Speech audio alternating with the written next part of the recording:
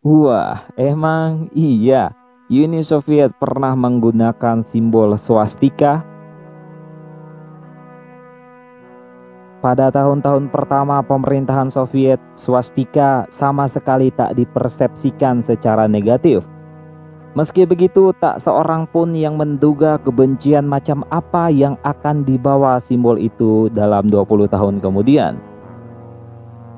Sebelum Nazi menodai simbol kuno ini, tak ada yang mengasosiasikan swastika secara negatif.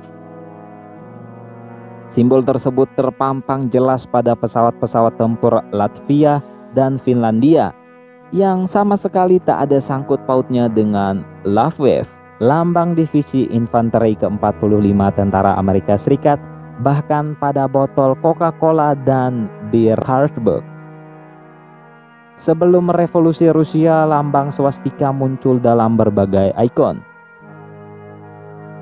Pakaian dan piring makanan, bahkan mobil-mobil dinasti Romanov.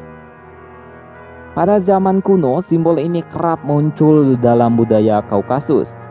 Pada tahun 1917, Rusia Soviet pun masih menggunakan simbol tersebut.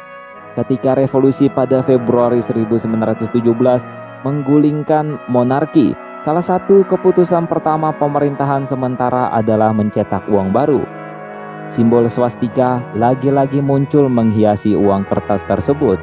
Namun rezim yang baru dijatuhkan pada tahun yang sama, alhasil revolusi Oktober mengantarkan Vladimir Lenin dan kaum Bolshevik menuju puncak kekuasaan. Kekacauan tak selesai sampai di situ. Rusia memasuki babak perselisihan yang baru. Setelah revolusi Oktober, meletuslah perang saudara. Di tengah kekacauan ini, pemerintah komunis tak punya waktu atau bahkan kemampuan teknis untuk merancang dan mencetak uang kertas yang baru, sehingga uang pemerintah sementara terus digunakan. Dengan demikian, uang kertas dengan lambang swastika beredar selama hampir 5 tahun, hingga 1922. Selama Perang Saudara pada November 1919, Vasily Zorin, Komandan Front Tenggara, mengeluarkan Perintah 213 yang mengamanatkan seluruh divisi Kalmyk atau penganut agama Buddha memasang lencana bordir berlambang swastika di lengan. Dalam dokumen tersebut, swastika disebut Liung, suatu istilah dalam agama Buddha yang salah eja, atau lungta atau kuda angin yang melambangkan kekuatan manusia.